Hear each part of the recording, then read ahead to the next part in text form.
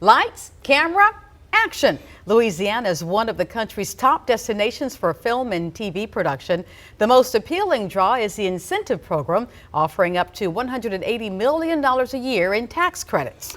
But Governor Jeff Landry wants to balance the state budget with his new tax plan, and the credits could be restructured or removed entirely. Yeah, Madison Edwards has more details on the economic benefit and possible ramifications of restructuring these incentives. Madison? Brenda, Jeff, the Louisiana Department of Revenue found the economic return on investment for the film industry was $1.60 per dollar spent in 2023. But a study from the Louisiana Economic Development found the state's additional tax revenue was only 39 cents per dollar spent.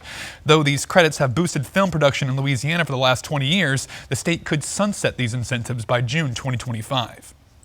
Governor Jeff Landry's new tax plan could cut the motion picture production incentive program, since the high cost of the subsidy may not justify the low return of additional tax revenue. It's one of the first things that's got him here in the first place, is having these incentives and tax credits established, and they know what they're getting.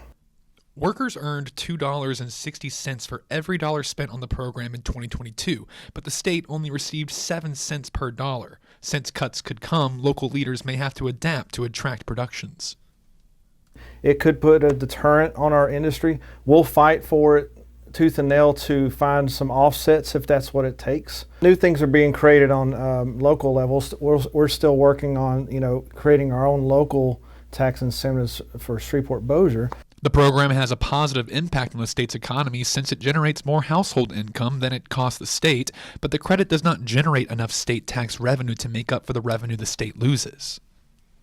LED is in the middle of a comprehensive look at restructuring, and they're going to do a strategic plan to come up with some kind of replacements where basically they treat all the job creators the same, right? And so, film is going to be the same as all the other industries. Landry expects Louisiana to have one of the lowest income and corporate tax rates in the country, since freeing up the $180 million in film incentives would give the state a better chance at balancing the budget.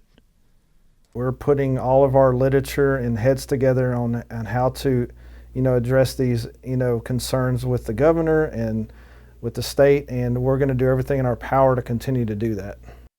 In 2015, changes were made to cap the program's incentives. Louisiana's share of national employment fell by 42%, and its share of television productions fell by 47%.